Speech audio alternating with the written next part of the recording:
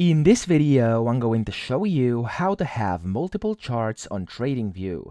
Now to do this, I must warn you, you'll have to have a paid plan. So if you're using a free account on TradingView, unfortunately, you won't be able to do this. However, if you have a premium plan, you'll be able to do this and of course have multiple charts. If you're not sure which plan you need to actually get this, you simply want to click on this button up top over here, which is the layout setup. And when you click on it, it's going to basically show you a bunch of things. You can click on any of these layouts and it's going to tell you what plan you need. Okay, so to have multiple charts, you want to click again on this button which I just showed you, the layout setup, and then from here you want to select how many you want to have and of course how you want them to be placed. So you have 1, 2, 3 all the way up to 16. Okay, so I'm just going to use 3 for now, and you can of course select how you want them positioned. I want them side by side, so I'm going to click on this one over here, and as you can see I now have multiple charts. I can go ahead and change them. For example, I'm going to change this one to be something else, like let's just find for example Ethereum over here. There we go. And then this one is going to be Solana. Okay, like that. There we go. Okay,